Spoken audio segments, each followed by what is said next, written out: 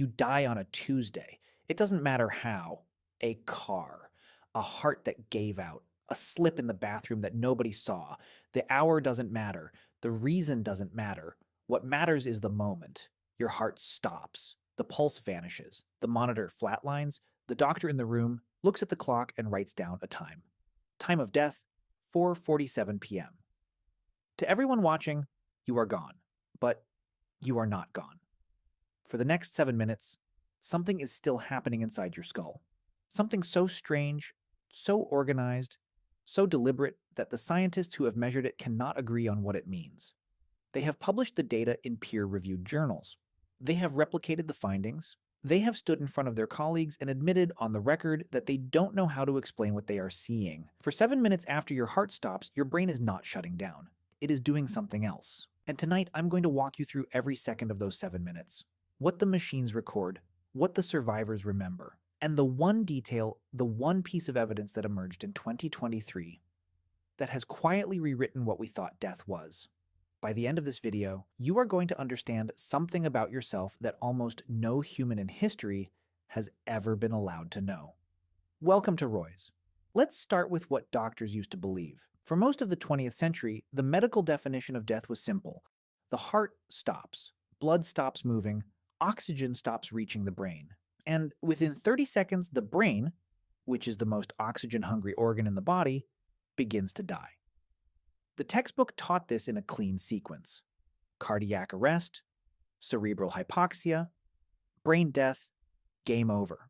For a long time, nobody questioned it. Because for a long time, nobody could see inside a dying brain. The technology didn't exist. By the time the EEG was invented, the patients who were dying were either already dead or being resuscitated, and the wires couldn't keep up with the chaos. So we assumed the brain went dark instantly, like a TV unplugged from the wall. We were wrong. In 2013, a neuroscientist at the University of Michigan named Jimo Borjigin did an experiment nobody had thought to do. She induced cardiac arrest in lab rats and recorded their brain activity, second by second, in the moments after their hearts stopped. What she found made her go back and check the equipment. Twice. In the 30 seconds after the heart stopped, when, by every textbook definition, the brain should have been going dark, the rats' brains lit up. Not the random scatter of dying neurons, not the slow fade of a system shutting down. Something else. Highly organized, high-frequency gamma waves. The exact pattern of brainwave that human beings produce during their most conscious, most aware moments. The dying rats were having the most intense brain activity of their entire lives. Borjigin published the paper.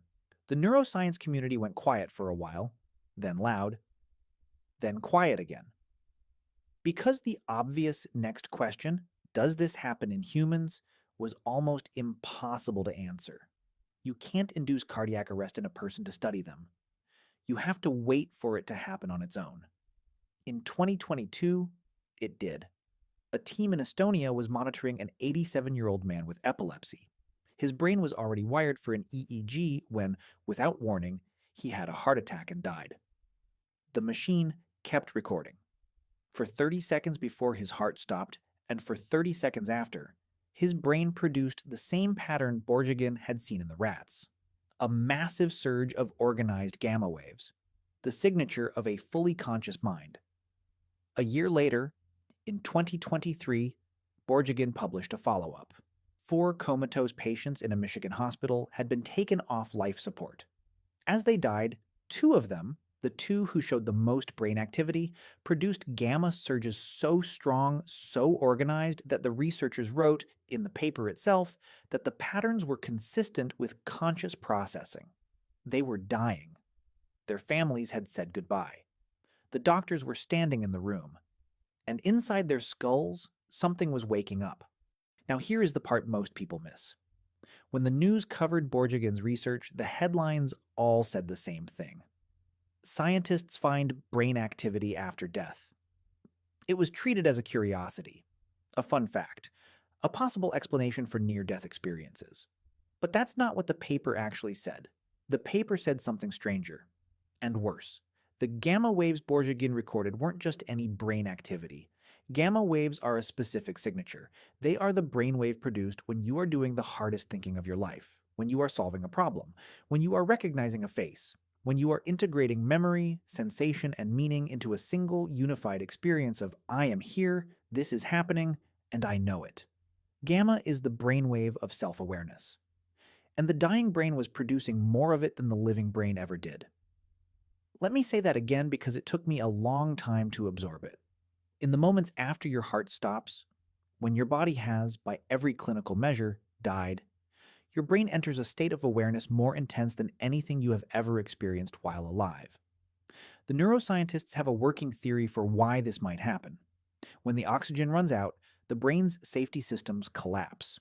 The chemicals that normally keep your neurons from firing all at once, the inhibitors, the brakes, stop working, and every neuron in your brain with nothing left to lose fires. Imagine every memory you've ever had, every face you've ever seen, every word you've ever heard all activating at once, in a single moment, with no filter. The survivors of cardiac arrest describe this. Not all of them, but many. Around 10 to 20% of people who are resuscitated after their hearts stop report something. They use different words for it. Life review, the tunnel, the light, the feeling of being somewhere outside their body. But the structure of the experience is remarkably consistent across cultures, ages, and religions. In 2023, a cardiologist named Sam Parnia published the results of a study called AWARE-2. Over 5 years, his team had placed monitors on hundreds of cardiac arrest patients in hospitals across the United States and Europe. They wanted to find out scientifically what people remember from the moments they were clinically dead. 40% of survivors reported some form of awareness during the period when their brains should have been completely silent. They remembered conversations from the room. They remembered the placement of objects. One patient recorded in the study described in accurate detail the actions of a nurse who had walked into the room 12 minutes after his heart had stopped.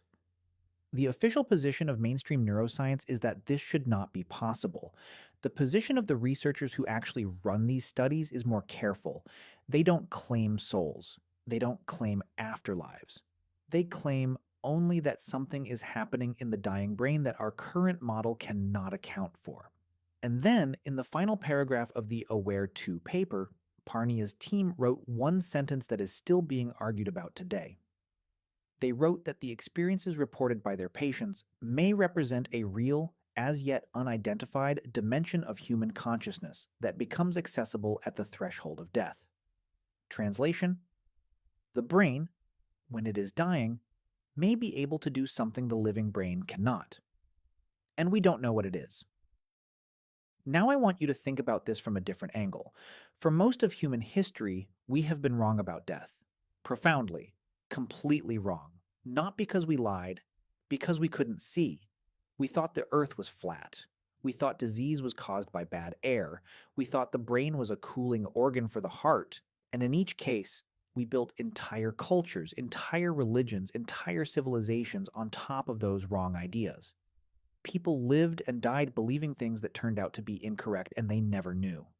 Death is the last frontier of that ignorance. For thousands of years, we have stood at the bedside of dying people and watched their faces go still, and we have assumed that whatever was happening inside them had ended. We treated the moment the heart stopped as the moment the person stopped. We wrote the time on a piece of paper. We covered the body. We left the room. But the room was not empty. For somewhere between 30 seconds and 7 minutes after that piece of paper got written, the person on the bed was still in there. Their brain was active. Their consciousness, at least by every measurable definition of the word, was not gone. It was amplified. Think about what that means. Every funeral you have ever attended, there is a window during which your loved one may have still been present. Aware. Possibly hearing. Possibly thinking. We don't know what they were thinking. We don't know if they could process the room, but the machines say their brains were doing the work that produces thought. Every emergency room, every battlefield, every car accident on every highway for the entire history of medicine. At the moment we marked someone as gone, they were not gone. This is not metaphysics. This is what the EEG recorded. And here is where it gets personal. You are going to die. I am sorry to say it so plainly, but you know it already. Every person watching this video, every person who has ever watched any video, every person who ever will. The number is 100%. There is no exception. There has never been an exception. When it happens, and you will not know in advance when, there will be a moment when the world goes quiet around you. The voices will fade. The room will feel far away. The monitor, if there is one, will flatline. And then, inside your skull, something is going to happen that you have never experienced before. Your brain, the same brain that is processing these words right now, the same brain that has held every memory of your entire life, is going to fire all at once. Every face, every voice, every regret, every small joy you forgot about, every Tuesday afternoon you didn't think anyone was recording, all of it, at full volume, at the same time. For somewhere between 30 seconds and 7 minutes, you are going to be more yourself than you have ever been. And then, slowly, that signal will fade. The gamma waves will collapse. The neurons will go quiet, one by one. Not all at once. Not like a switch. Like a song ending. There is a thought I want to leave you with, and I want you to take it seriously, because it changes things. If the dying brain produces the most intense conscious experience of your life, if the 7 minutes after your heart stops are, neurologically speaking, the most awake you will ever be, then the question is no longer what happens when you die. The question is, what is your brain showing you? Because the brain doesn't waste energy. It doesn't run elaborate, organized gamma wave processing for no reason.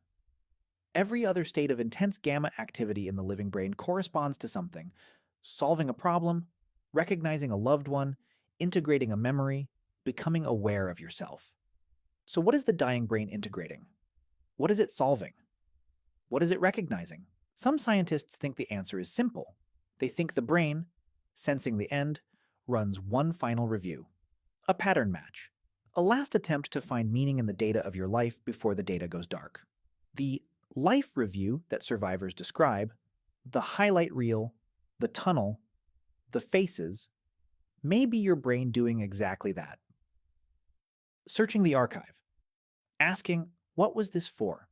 If that's true, then the most important moments of your life are not the moments you remember now. They are the moments your brain will choose to play back in those final 7 minutes. And you don't get to choose which ones. Your brain will choose. It will choose the Tuesday afternoons, the car rides with someone you loved, the light through a window in a room you forgot you ever lived in, the small jokes, the quiet meals, the hand on your shoulder from someone who is no longer alive. It will not choose your job title. It will not choose your follower count. It will not choose the argument you won. The brain, in its final and most lucid state, is going to skip all of that. It already knows what doesn't matter. So here is the dangerous thought. If the brain knows at the end what was worth remembering, then somewhere inside you right now, quietly, beneath the noise of the day, it already knows. It is already keeping the list. Every moment is being sorted in real time into the things that will be played back and the things that will be discarded. You can feel which is which. You know when something is happening, whether it belongs on the list. The dinner with the person you love belongs on the list. The doom scrolling does not. The phone call you've been putting off belongs on the list. The argument with the stranger online does not. You already know. The 7 minutes after you die are not a mystery.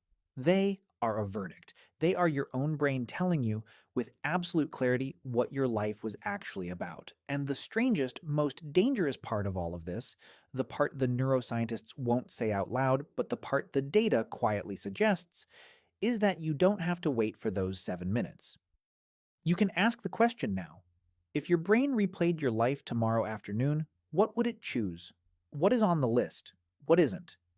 The monitor hasn't flatlined yet. The clock hasn't been written down. The room is not yet quiet. You still have time to add things to the list. Most people won't. You're not most people. You watched this until the end.